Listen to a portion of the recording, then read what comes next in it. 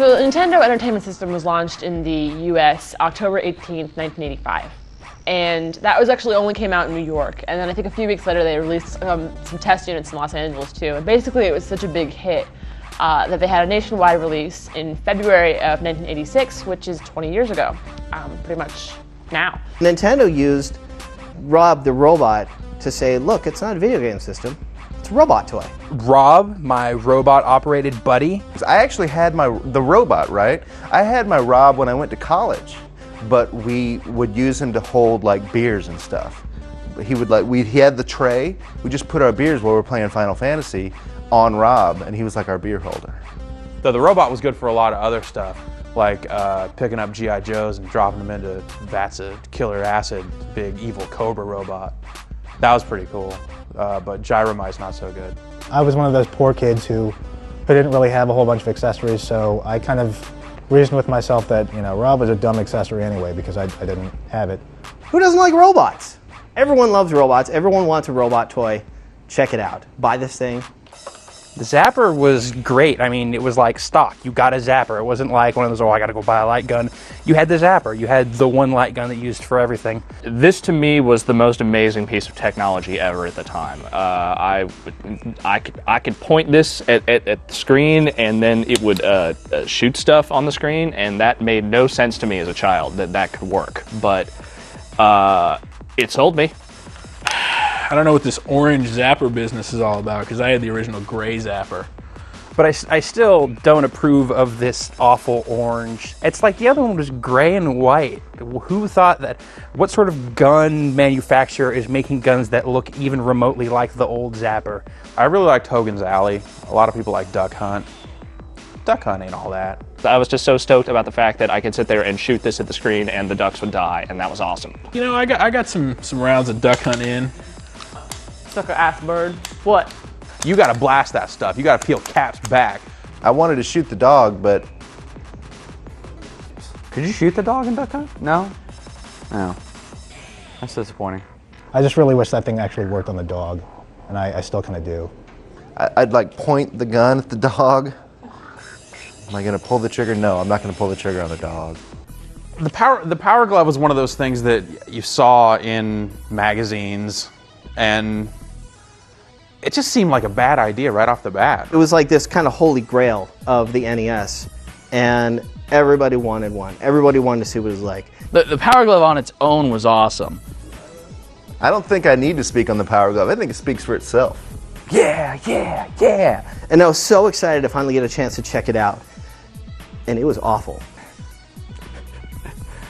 It took us like literally seconds to realize how completely worthless it was. And then the second that you realized you had to put the pieces of plastic with the speaker looking things around your TV, you just knew it wasn't gonna work good. Oh, the Power Glove. This is quite possibly the worst idea for a peripheral ever.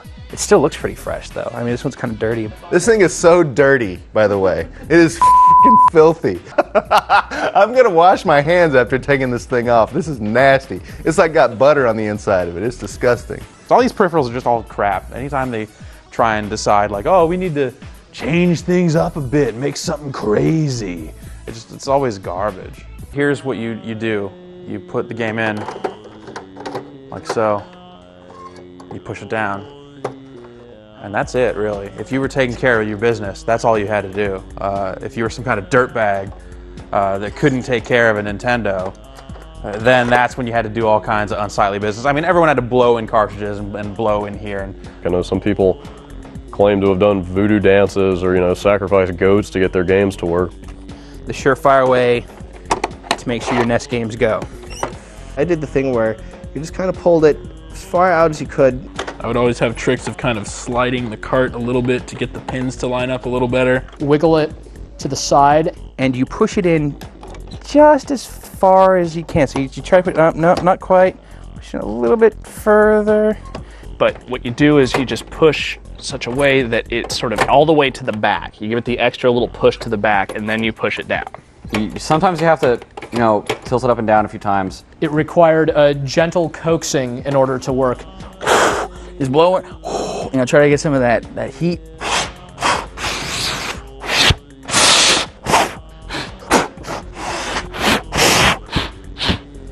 It's not going to do anything.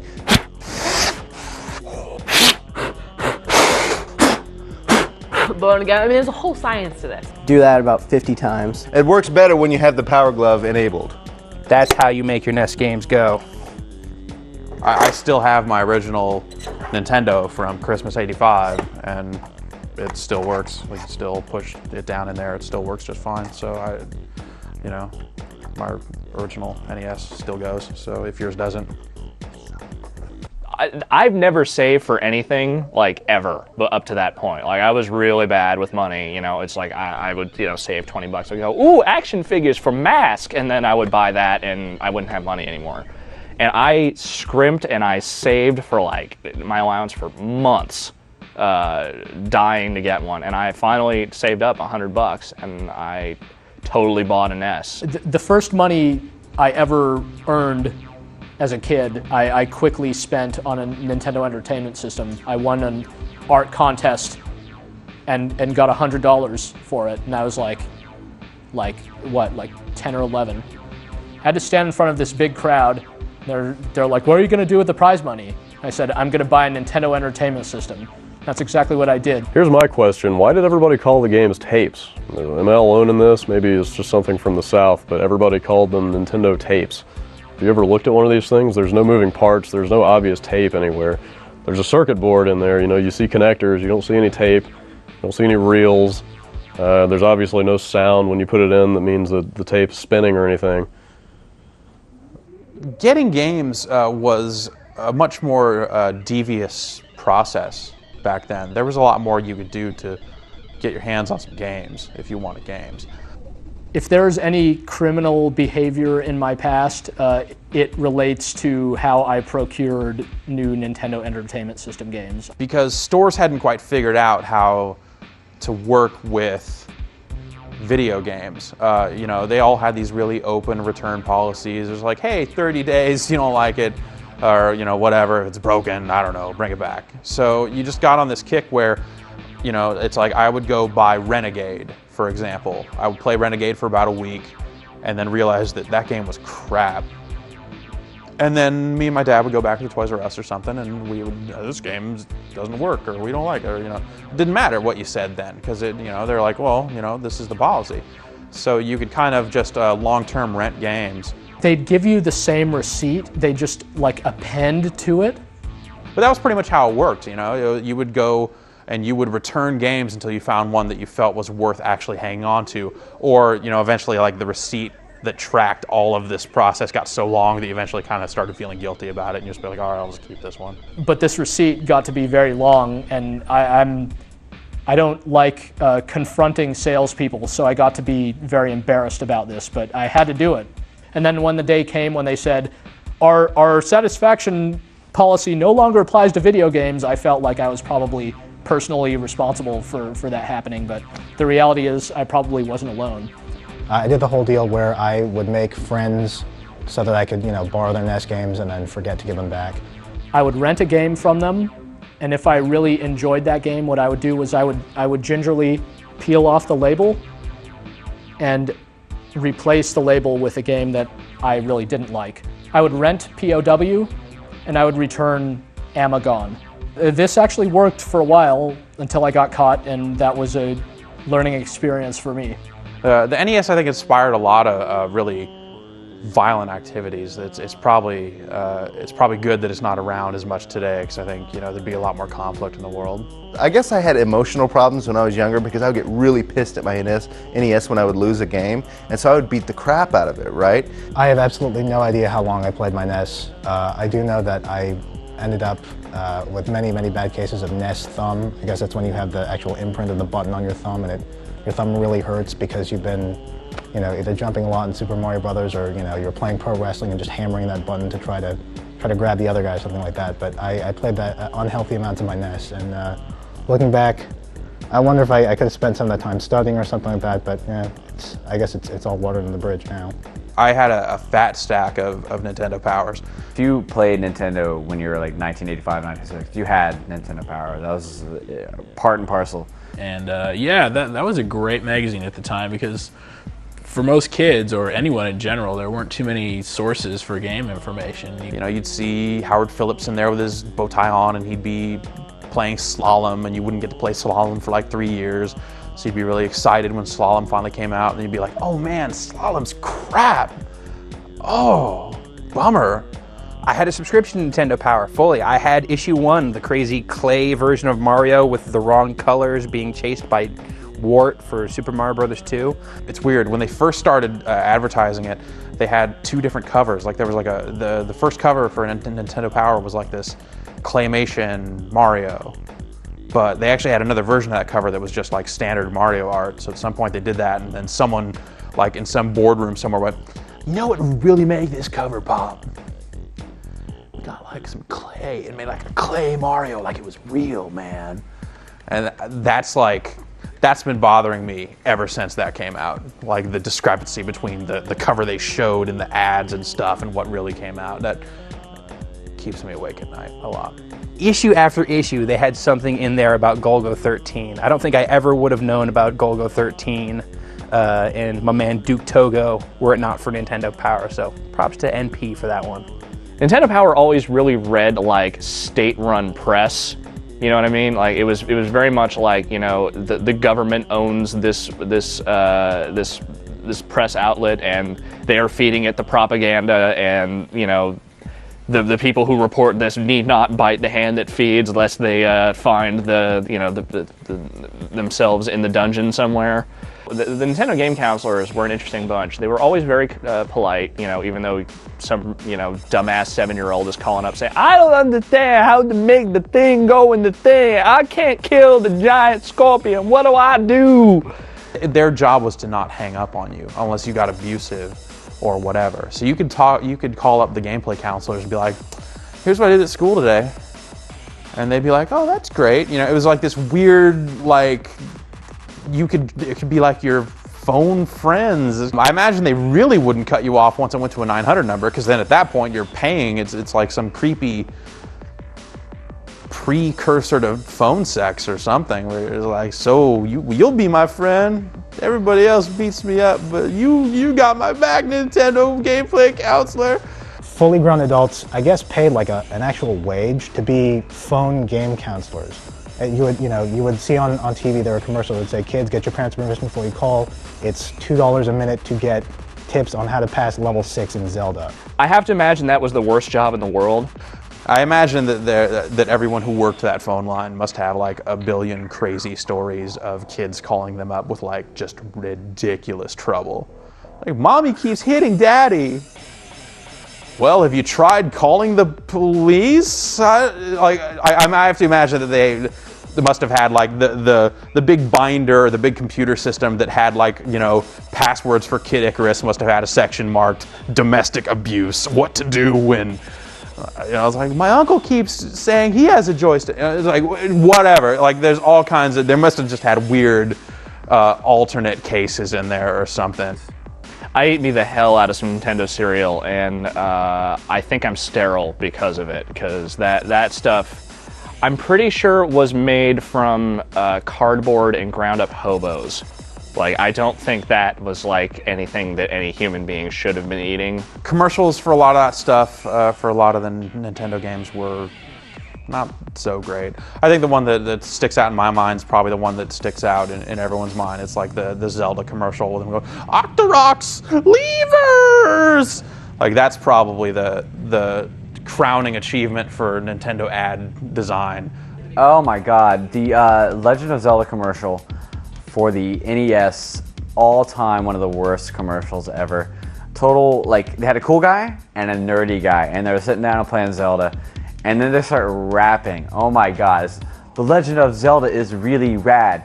These creatures of Ganon are really bad. And it goes on from there, and it is terrible. It is the most excruciating 30 seconds of footage you will ever see.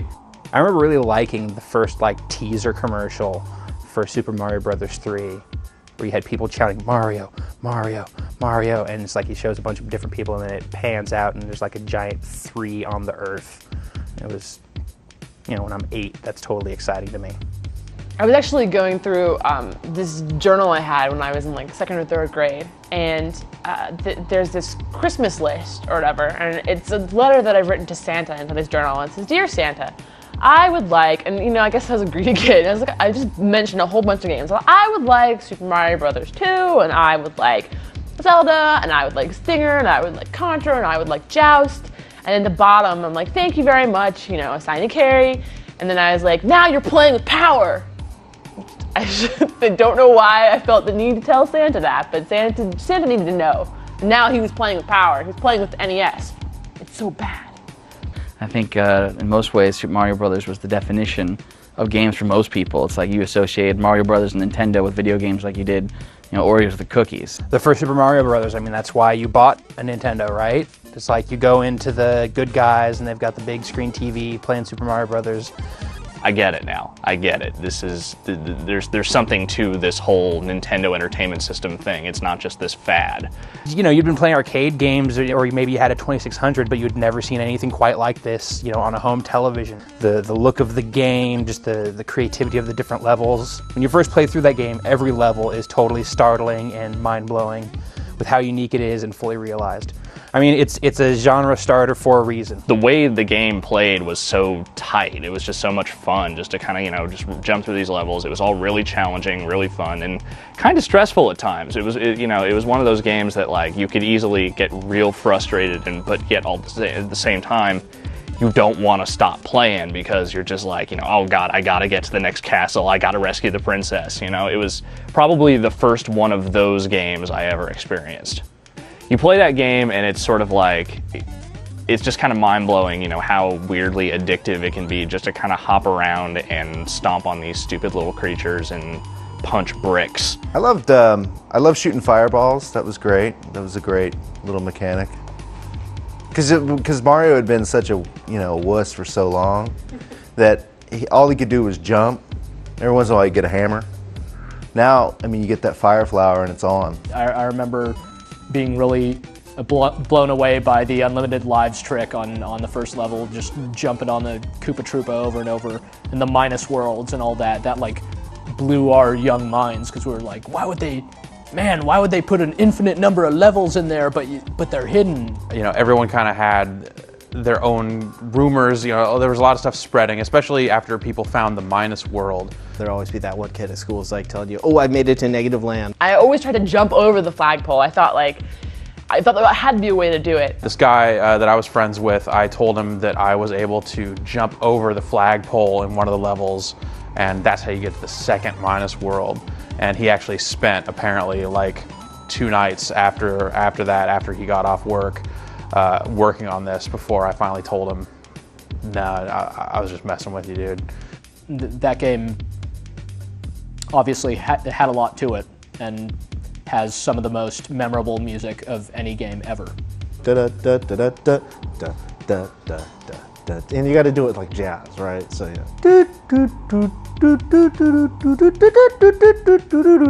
I was in a Fry's recently, and they had this big grand piano in the middle of the store, a guy in a suit, and he was playing the Mario theme, and it was being piped up over the speakers throughout the entire store, and everybody just had this stupid grin on their face. Mario. The Mario theme is embedded in the American psyche at this point. Super Mario Brothers 3 really took the whole Super Mario Brothers concept to a whole new level. It was bigger than the original Super Mario Brothers. They had more talents that you could have. The levels were bigger. There were more secrets to it. It's the perfect game as far as a platformer goes, and it's still my personal favorite, hands down. Super Mario Brothers 3, it really was like the perfect sequel to Super Mario Brothers. Because Super Mario 2, fun game, not really the same thing. It was kind of a different deal. And Super Mario 3, it was like, it felt like a much more natural progression from the first game. The game was just so out there because you could still throw fireballs and stuff like that, but suddenly you had Tanuki Mario, and no one knew what the hell a Tanuki was, but it looked like a raccoon, whatever. Kuribo's shoe is like the coolest suit or pickup ever in a game, ever. Favorite suit? Well, who doesn't? Stupid people. Stupid people don't like Kuribo's shoe. A Tanuki suit? Hello? in the frog suit and all that crazy stuff that was just, you know, it kind of added some new dimensions to the whole game that really kind of just made it a lot deeper and a lot more fun to play.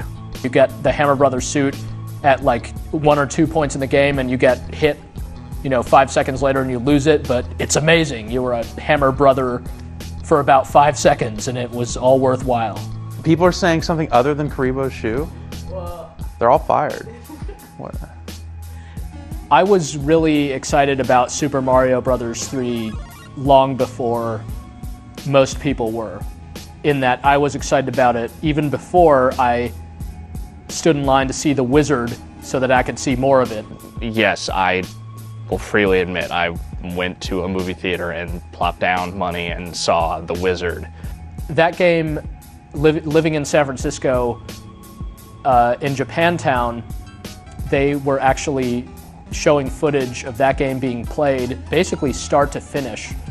And I would sit there riveted watching this, like, you know, hours of footage of this game, freaking out, wondering when am I going to be able to play this. If I remember correctly, I think I got Mario 3 as a reward for getting straight A's on my report card. I mean, yes, it must have been straight A's, of course, because I was a perfect student and I didn't waste all my time playing video games or anything. But I remember the day after I got it, getting up at like 5 in the morning just so I could play the game even more before I had to go to school. It was that revolutionary and that engrossing and addicting. At the time that it came out, there were no platformers even close to the depth of Mario 3, so you could just lose yourself in it for hours. Super Mario Bros. 3, when that came out, I put my name on a waiting list to rent it, and I called in sick to school for like the next 3 days after that. I had beaten it after the second day, I think, but I figured, you know, why? You know, I got a good thing going. My mom was into it, into letting me stay home for the rest of the week. I'm not really sure if she would, like, I mean, she had to have known why I was doing it, but at the same time, maybe she just really wanted to believe that I really was sick. I don't know. People are going to tell you that The Wizard was garbage. The Wizard was not garbage. The Wizard was an amazing movie.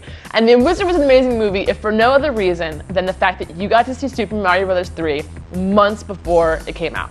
And you wanted to see Super Mario Bros. 3 more than you wanted to have fingers. You know, I planned ahead. I was like, okay, I got my tickets for this thing. You know, arranged that, like, have my parents drive me and my best friend there, and we're gonna watch this movie. And it was awful. God, what a terrible movie The Wizard was. The Wizard is, like, without a doubt, like, the just most stupid movie ever made. Dude, you got 50,000 on Double Dragon? Never saw The Wizard. I never once saw The Wizard. Yeah. I never wanted to. Plus, the movie made the Power Glove seem cool, which is the farthest thing from the truth.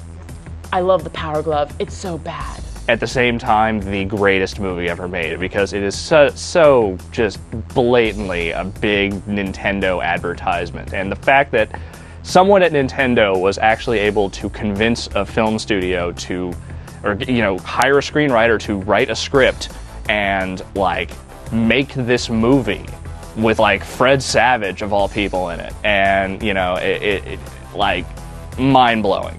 It just looked so bad. I think I was already pretty sick of, like, being marketed to and all that stuff. So when they were just like, oh, you damn video game kids are gonna love this, Fred Savage is in it. It's like, well, I hate the Wonder Years.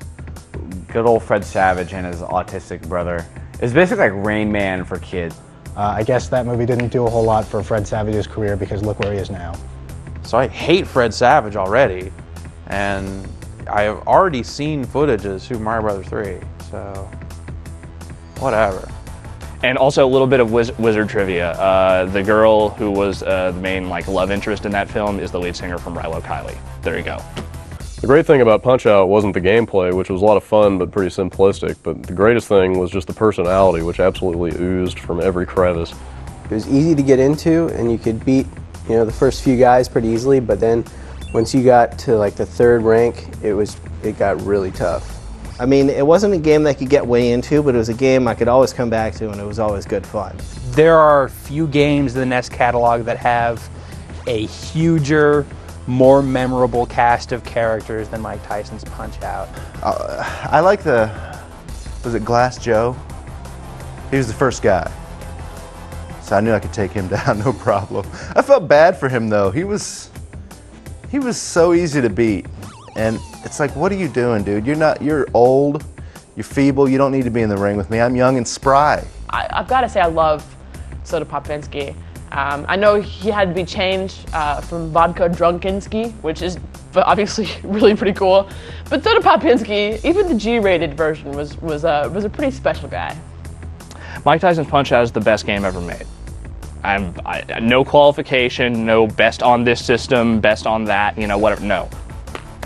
If you need more clarification on that, let me just sort of give you 2 words right here. Bald Bull. The Bald Bull was just such a bastard in that game, because he was like the showstopper halfway through. You got up to him and he took you down bad, and it took a while for you to be able to get past him. But when Tyson came out, it was like Tyson, back in 1989, he would come out and he would rock your ass, and you had no idea the guy was ferocious. When you got hit for the first time and went to the mat and didn't get back up, it was just like, thanks, Nintendo, But at the same time, it was like ultra cool, because that's the way, bosses were back then. They were tough. I could never beat Mike Tyson. Played that game for weeks, I'm sure, of real time, and Mike Tyson has always eluded me. I got up to Iron Mike a whole mess of times. I fancied myself pretty good at video games, but I could never beat him, so he stands out in my mind as one of the most legendary video game bosses ever. In retrospect, it's kind of ridiculous that Little Mac was fighting against dudes that he had to jump up to even hit their face. It seems kind of, unfair and unbalanced, but he could keep his own, and he had Doc in his corner. The other thing about Mike Tyson's Punch-Out is the relationship between Little Mac and Doc Watson, whatever. It was sort of a strange relationship. Doc puts Little Mac in that pink jumpsuit for training. I'm not really sure why. Yeah, and there was always, it seemed like boxing games back then, there was always something weird going on in the corner. Like the trainer was always trying to pump you up, but he was doing it in a way that probably, it wasn't very family friendly, He never really gave him very good hints. He would say stuff like, join the Nintendo Fun Club today, Mac. And I'm not really sure how that was supposed to help Little Mac, but apparently that's the key to beating Tyson. I think you talk to pretty much any nerd you've ever known in your life, and they'll tell you that their favorite NES game of all time was The Legend of Zelda, because it really was like sort of the ultimate culmination of basically all the kind of Dungeons and Dragons dork, nerdlinger kind of tendencies sort of wrapped up into one game. I wanted to be the guy who stabbed weird things with swords, and killed the dragons and all that. That was my reality at the time. Even today, when you see the new trailer for the new Legend of Zelda coming out, you kind of remember seeing that world, even though it was flat and you're looking top down on it. I know I did anyways. I imagined the world that we see today on the GameCube version. When I would play Legend of Zelda, that was the world I saw. I didn't see the little sprites and everything. I envisioned myself in that world, and that was the neat thing about the Legend of Zelda, is it had so much rich depth to it that you could easily get lost in the land of Hyrule. But what was accomplished in Zelda, I didn't even think was possible. I mean, that was the kind of thing that was like where my imagination was going. You're sort of the heroic, kind of sword-wielding little guy going after all these crazy monsters, going through these dungeons to rescue the Princess Fair, as a lot of those NES games sort of tend to be. It just had this sort of quality to it where it was like, kind of anybody could really get into that game, despite the fact that it did have that kind of, very standard fantasy trapping kind of thing going on. I mean, hell, my stepdad loved that game. But the thing with Zelda is, I really hated having to save up money for things. I would always get my shield eaten by likes and stuff, and you'd always have to go buy another big shield. So sometimes my dad, after I would go to sleep, he would go play and just earn hella money. So when I woke up, there would be more money there, and that was really handy. Zelda was an awesome game, but you gotta have the gold cartridge. You gotta have the gold cartridge. If you don't have the gold cartridge, you ain't nobody. For God's sakes, it has a gold cartridge and a battery in it. How cool is that? Zelda was definitely cool. I liked the gold cartridge. It was one of those games that I happily bought with my own money, even though I was a little kid, and the idea of spending $40 on something was really terrifying. So Legend of Zelda was the game I probably played more at one point in time than any other game.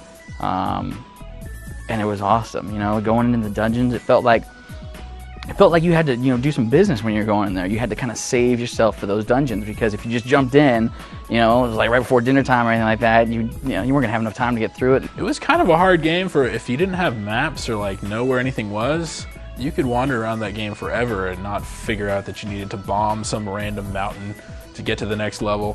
One time by accident, I lit a bush on fire with the candle, and it opened up one of the secret passages.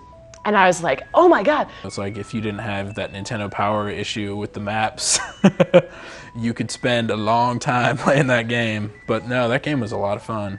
My only really vivid memory of Legend of Zelda was when my neighbor Ian lent me his copy, and then I accidentally erased all of his finished quests. Like, you know, you finish the game, then you can finish the game again. It's like he had gone through everything and, you know, finished it all and got all the TriStar, and he was really proud of that, and then whoops, I erased it. I remember getting a really teary-eyed phone call from him days later. He was not too happy. I actually figured out that if you entered Zelda as your name, you got to the second quest right away. I figured that out on my own. I think I was the first one ever in the world, ever. I figured that out on my own and actually called up Nintendo, but I was pretty stoked that I'd found this, and I was like, dude, check this out. And I laid it on them. They were like, yep. I'm like, all right, cool. I guess it's not so great, huh? Mega Man 2 wasn't the first Mega Man, it wasn't the Mega Man where they established the formula, but it was definitely the definitive Mega Man. That game, I spent a lot of time playing that game. It's a phenomenal game, and it totally set the tone for every other Mega Man game. I also spent a lot of time just watching the intro over and over. It is really like the perfect Mega Man game if there ever was one. It is like, you know, hey, check it out. You know, great bosses, awesome level designs, you know, cool weapons. Even if you look back on it now, that game still actually looks pretty amazing, just the artwork in it and these huge, really cool looking characters. The game had robot chickens and robot gorillas and robot rabbits. I mean, it just was so much fun to look at, and all the different levels were so cool, and Quick Man Stage was so messed up and made you so angry, but you wanted to get through it and finish it.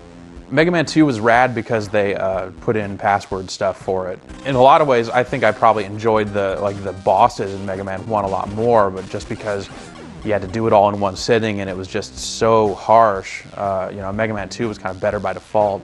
Yeah. High quality box art for this game right here. And the really, really horrible English translation in that game, that was something else too. I remember probably losing sleep trying to figure out whether it was Crash Man or Clash Man. I think the manual said Clash Man and the game said Crash Man. Neither one made sense. Yeah, great stuff. A lot of that box art on those old games was awesome, I guess you could say. Everyone has their own process, right, for like the best way to get through Mega Man 2. That's how you can tell it's a classic, because people have arguments not just about, oh dude, I beat this game, but how to beat the game. As far as Mega Man games go, there really is nothing better than Mega Man 2. Metroid. I didn't like Metroid. Isn't the one where it was a chick? Metroid is crazy. That game... Metroid was way, way ahead of its time, simply by virtue of the fact that it was completely non-linear. Like, you look back on that now, and it just seems so insane. It's this huge world, there's no map, the instructions don't really tell you anything about what you need to do, where to go. Metroid just gave you one gigantic planet to explore, and that was it. You could just go anywhere. You found weapons that naturally open up new paths to new areas. But it was basically just a giant game of exploration, which was totally unheard of at the time.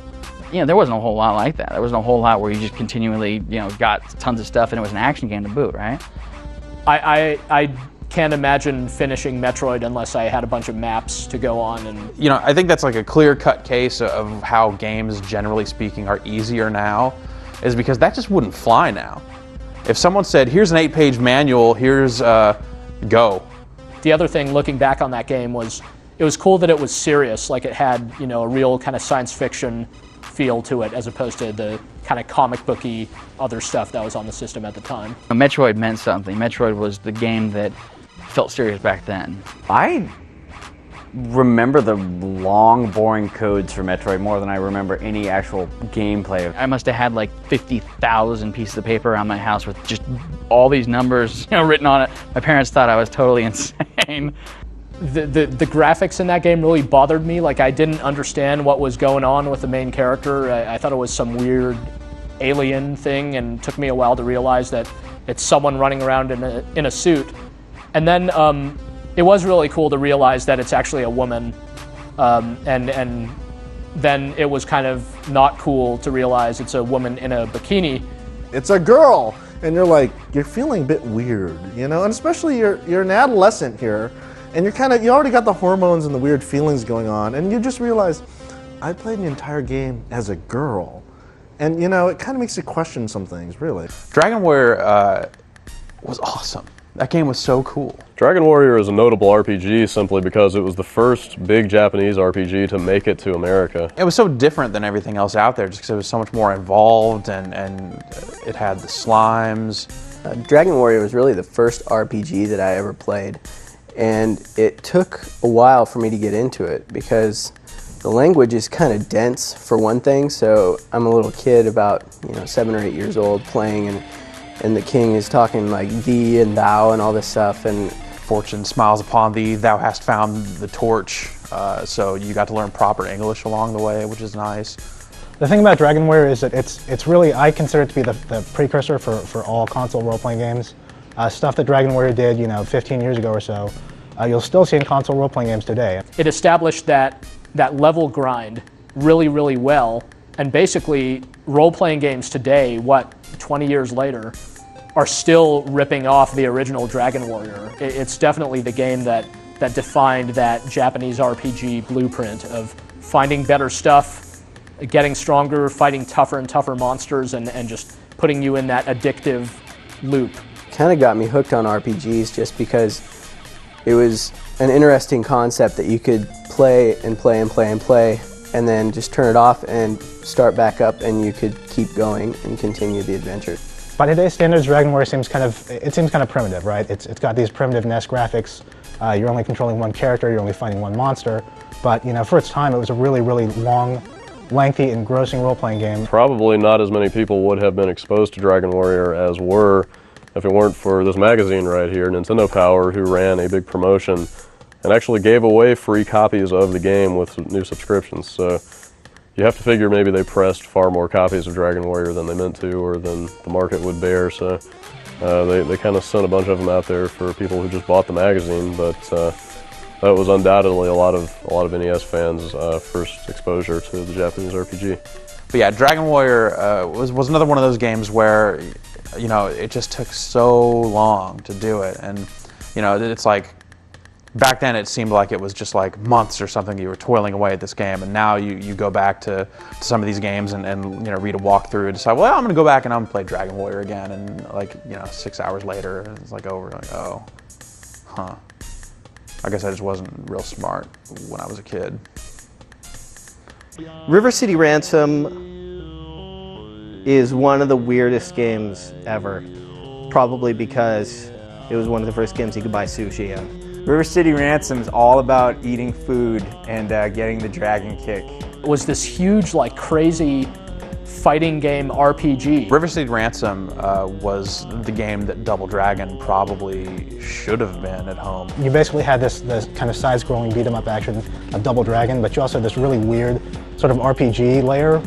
It just felt so crazy because you were always going to shops and buying stuff. It's such a great, crazy mishmash of things. The idea that you can build up your character, but it's still just a total beat 'em up, and then you hit the dude and he says barf. And you beat people up and take their money, and then go buy sushi, which made you tougher, which was really cool. It's like they had the 2-player stuff in there, and it was still like a really satisfying beat 'em up.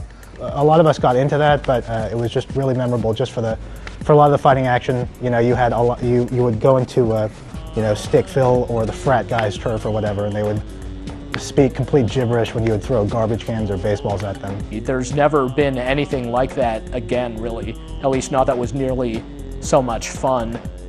It's fun, it's crazy. It's you know, one of those beat 'em ups that actually stands up well to the test of time just because it has so many layers.